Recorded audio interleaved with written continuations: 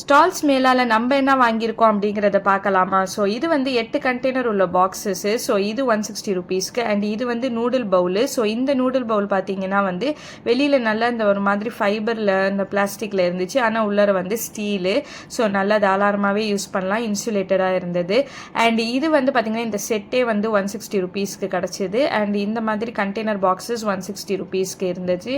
அப்புறம் பார்த்தீங்கன்னா towel set பார்த்தீங்கன்னா 2 பீஸ் வந்து 160 ருபீஸ். அண்ட் அதுக்கப்புறம் லஞ்ச் பாக்ஸ் எடுத்திருந்தோம், துல்கிஃபிலுக்கு ஸ்கூலுக்கு யூஸ் ஆகும் அப்படின்னு சொல்லிட்டு. அண்ட் இது வந்து ஸ்நாக்ஸ் பாக்ஸு. ஸோ 1 இல்லை 2 பீசஸ் 160 ருபீஸ்க்கு கிடச்சிச்சு. அண்ட் அதுக்கப்புறம் இந்த மாதிரி மக்கு செட்டு இது ஒன்று எடுத்திருந்தோம் ஃபார் 160 ருபீஸ். ரொம்பவே செமையாக இருந்துச்சு பார்க்க. அண்ட் இது பார்த்தீங்கன்னா வந்து நைஃப் செட்டு, நைஃபு சிசர்ஸ்ன்னு ஃபுல்லாக கட்டிங்குள்ள செட்டு, அது அப்படியே 160 ருபீஸ். அண்ட் நான் சொன்ன மாதிரியே இந்த அயன் தோசை தவா பார்த்தீங்கன்னா 160 ருபீஸ். அண்ட் இந்த மாதிரி பேசன் அண்ட் இந்த மாதிரி ஸ்டோரேஜ் பாக்ஸும் 160 ருபீஸ்.